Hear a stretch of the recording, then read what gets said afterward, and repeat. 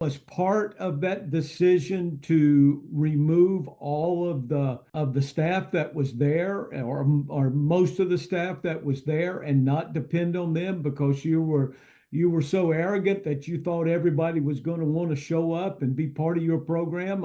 I'm asking now. Right. I've heard this put out there before, but I'm going to be the 33rd NFL team. Come on, man, Right. give me a break, Well, man. Right. let me talk about that because I looked this up because I wanted to see that. And I said those dates a second ago, but I want to repeat them and really drive this point home for the folks watching this. Signing date in 2024, the early period was on December 4th, 5th, and 6th, 3 dates.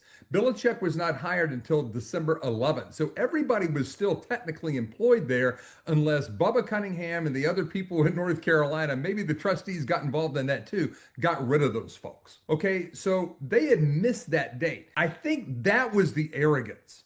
To me, the arrogance, not to say that there's not been enough arrogance to go around, but the arrogance was waiting on a guy that was going to come in and not follow that Signetti model of coming with an established coaching staff, of coming with players, of coming with the strength coach to build that culture.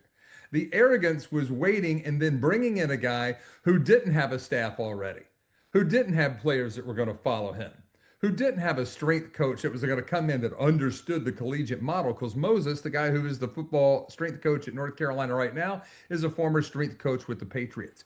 So I think their early signing period, because of just the timing, whenever Belichick was hired last year, was a major, major impediment. I think the arrogance came later when they thought that people from the portal were just going to line up to come and play for Belichick. And I don't think that happens.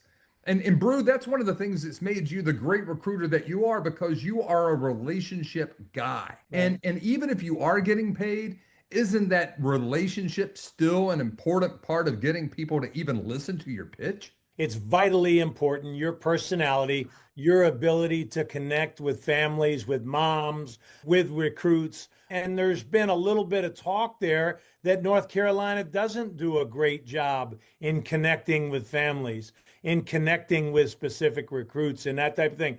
I think Jim really hit on some good things in what he had to say. And I get the feeling that, Coach Belichick and Lombardi and those guys, they think they do their job better than other people, and they're going to do the job better than other people. And, if somebody had done an evaluation prior to them getting there, then it really probably was dismissed, for the most part.